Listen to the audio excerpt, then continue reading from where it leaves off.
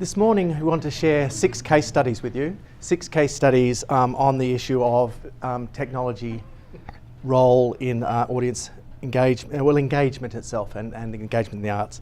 And I have a confession to make. I confess I am a man, I am a bloke, and I like boys' toys.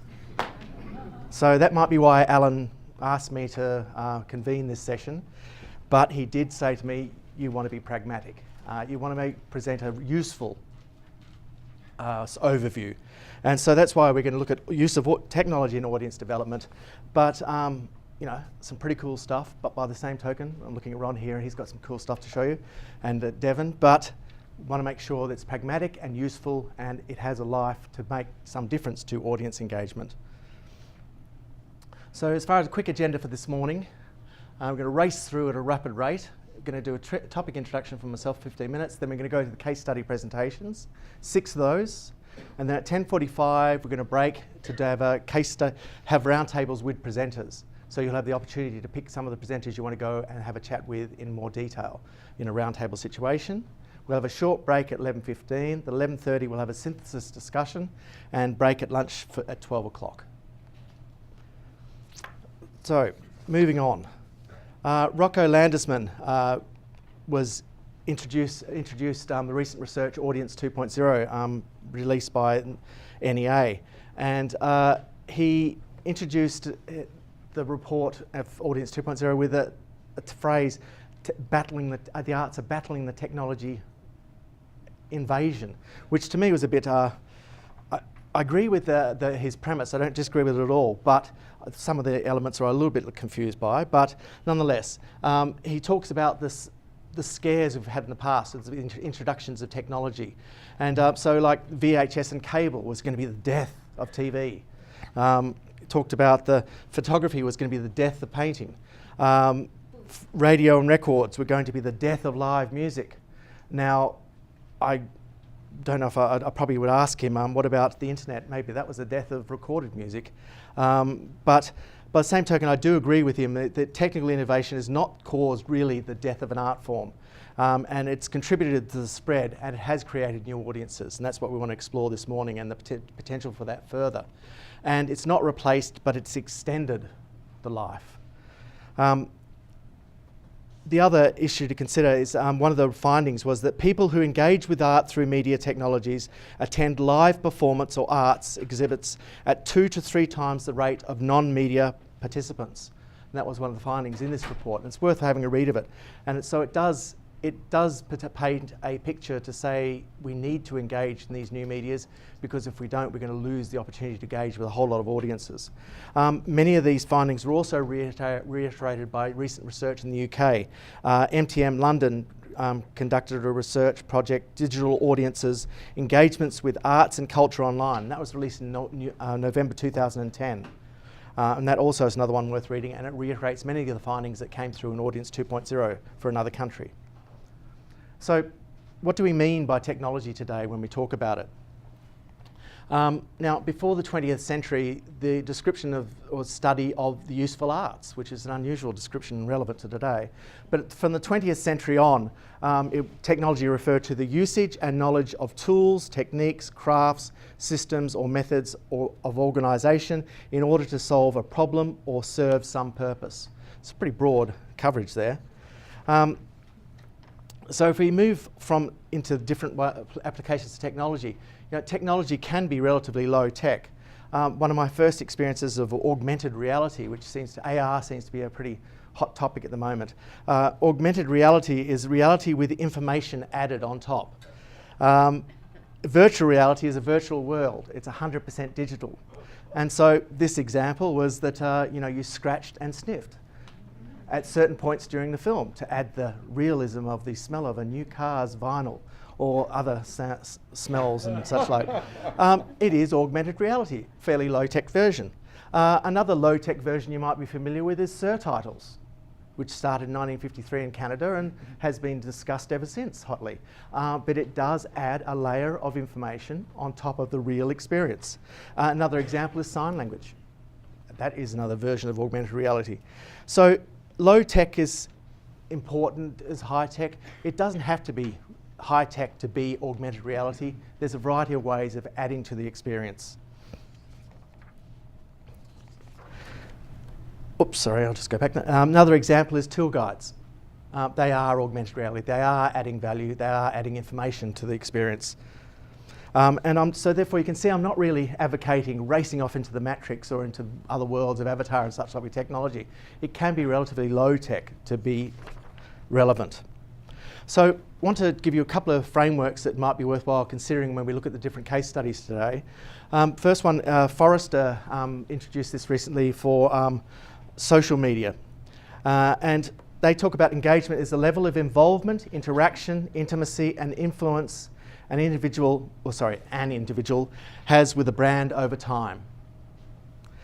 Now, so they talk about the 4 eyes.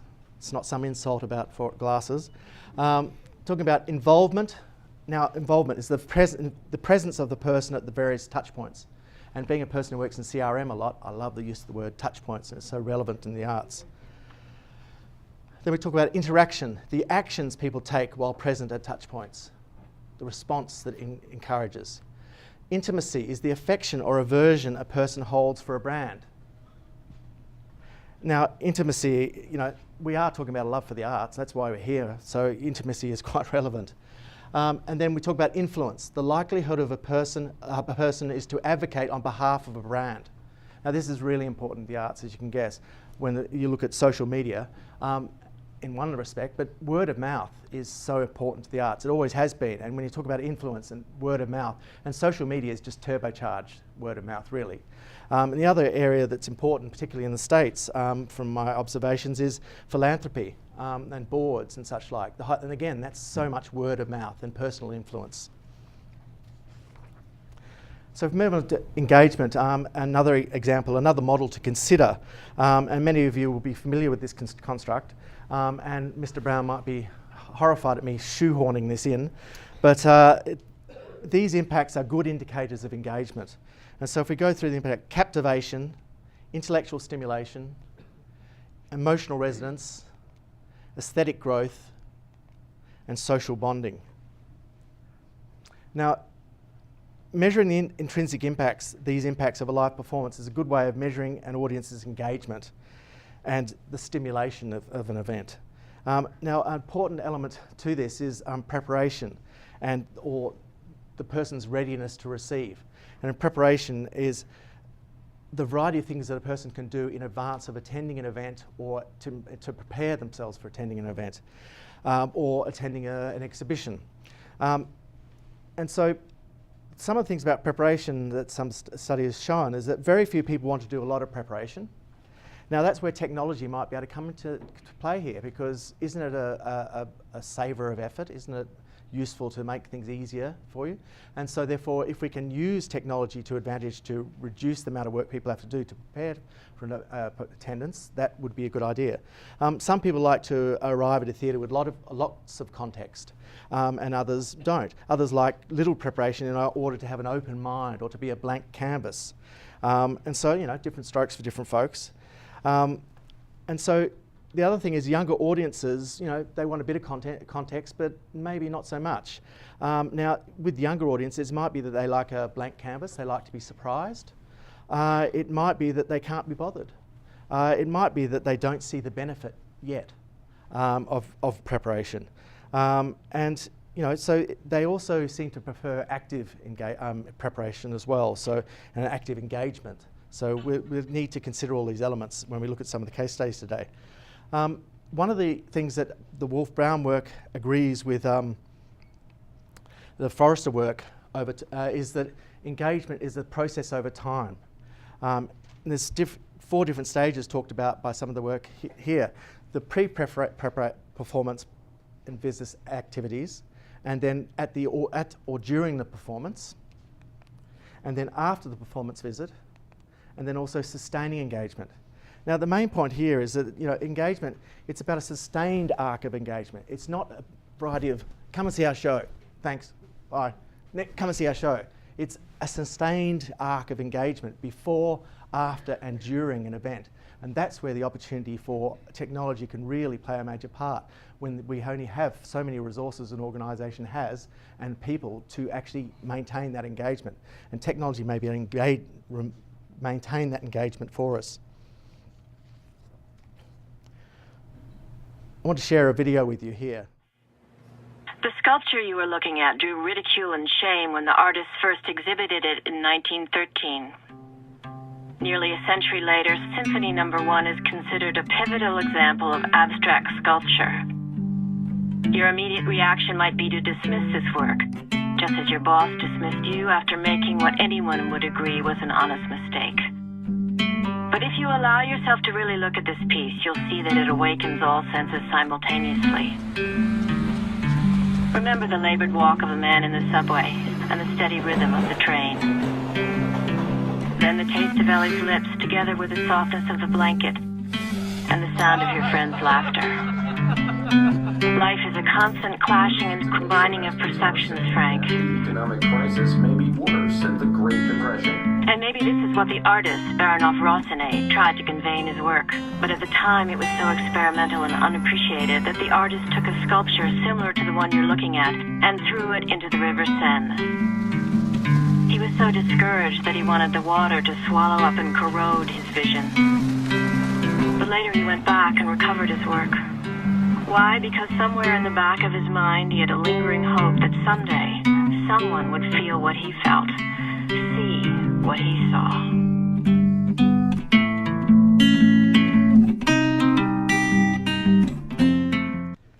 So Nancy Duxbury put me onto that one. It's from MoMA. Now I find that interesting because it's like what technology can add in that instance, and it was just relatively low tech of audio. But what I really found interesting was it provided context, whether it was historical, whether it was cultural, assisted the interpretation. It also personalised the experience. Now this is maybe a little bit fanciful, but it's not impossible. It talked to Frank, that was his name. It talked about his girlfriend, Ali. Now, that's a little bit down the track, but the point is you can personalise these things, and as technology gets more and more powerful, we can get more and more specific in how we customise each experience.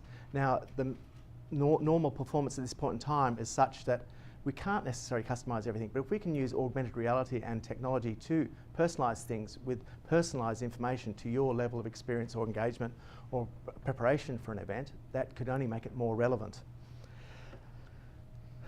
So so it's providing context, it's assisting interpretation, it's personalising the experience, it's providing additional content, it augments the experience, and really marketing can and should signal the various engagement activities, rather than just saying, buy a ticket now, thanks, not even thanks, and well, if you're interested in donating, you can donate, but that's it. That whole sharp just interaction, no continuous engagement. And marketing should be able to trigger and obviously give people these different points where you can say, here's opportunities for engagement, rather than just attending or coming to see this exhibition or event. Ways you can engage at different points, at different times, as relevant to you over the life cycle of engagement. This is again from that NEA research. A different one. This is the 2008 survey of public participation in the arts. And the main point here is that arts participation through media does not appear to replace live arts attendance. So we can put some of the naysayers' minds at rest. It doesn't replace arts attendance, personal arts performance, or arts creation. Each three of those levels of activity or participation, it shows that non-media participants don't interact to the same level that media participants do. So it's not replacing, so we can get rid of that scare.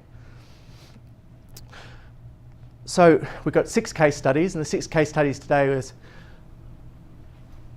Alan Brown is the first off the horse off the ranks. Then we've got Vicky Allpress appearing by video about tweet seats, and then we've got mobile interaction by Ron Evans. And then we've got uses of Foursquare and other geolocation technologies with Devon Smith. And then we've got another video of Thomas Wickel from Sweden with innovative uses of blogging to engage audiences in new work. And the final case study is best practices in uses of video content to attract and engage audiences and visitors. And that's two people coming across from Steppenwolf, Linda Garrison and Thomas Weitz. So I'll hand you over to Alan Brown now, who's going to take you away with the first case study.